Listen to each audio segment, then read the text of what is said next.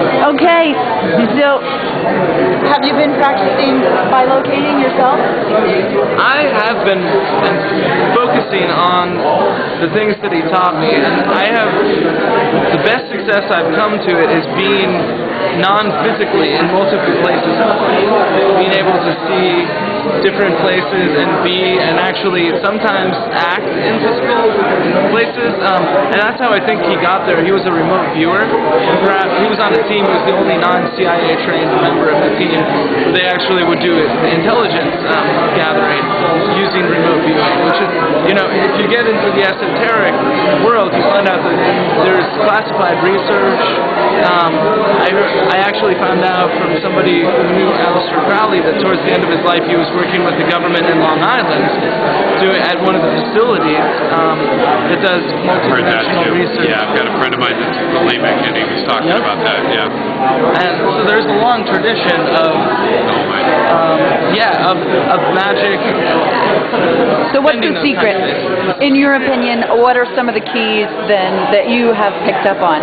The key is consciousness. It's a state of mind. It's a frequency. When you tune into the frequency, you can be anywhere. I mean, you see in these paintings, this space reminds me so much of this vision I had when I was a kid, where everything grew infinitely smaller and larger. Hey man, how you doing? Oh, well, it's everything got infinitely smaller and larger in a type of spherical, like music of the spheres type of universe. And this was when I was a child, before I'd ever encountered psychedelics. Maybe that had to do with meditation practices when I was little at the time. And particularly meditating with the nothing and the space between it. And that's what my friend always said. He's like, remember the space between everything and focus on that place you want to be. It's all about being in your consciousness where you want to be. Will you repeat quickly his success story? Okay, so he was in his bathroom under the influence of some very strong and clean LSD, and he had a moment of really wanting to see his girlfriend. It was triggered by love, actually. He focused directly on where he wanted to be, what it looked like, how it felt, how it, what the experience of it was. And suddenly he realized he was there, and he walked out of the bathroom, and everyone's like, what are you doing here? I thought you were on the other side of town. And he's like, I thought it was on the other side of town too, but I wanted to be here. So it's really about, I think it's about love, and love being the magical ingredient that can do anything. When was this? This was in the 70s.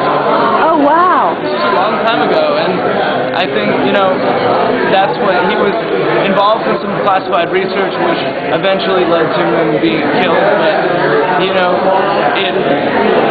he was happy to go.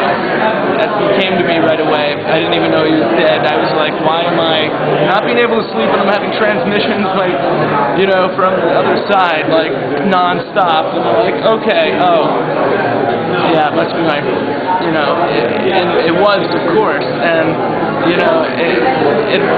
when people get so counterpoint to what is known and what is respected as truth, they become dangerous to people who capitalize on how things are rather than how they could be. And to me, I'm committed to the infinite potential rather than the way things supposedly are, because I feel like perception is so mutable. And as we bend our perception, we also bend reality, like thoughts are things, that whole, school of thought.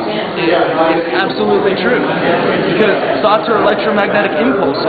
Electromagnetic impulses are the essence of the universe. So on a molecular level, thoughts are electrical vibrations that create all of the universe. Like it says, the world is created with a word, and thought manifested as a vibration, and that, you know, transferred it through a medium. And that's, in essence, I don't think it's more complicated than really having the intention and clarity of focus.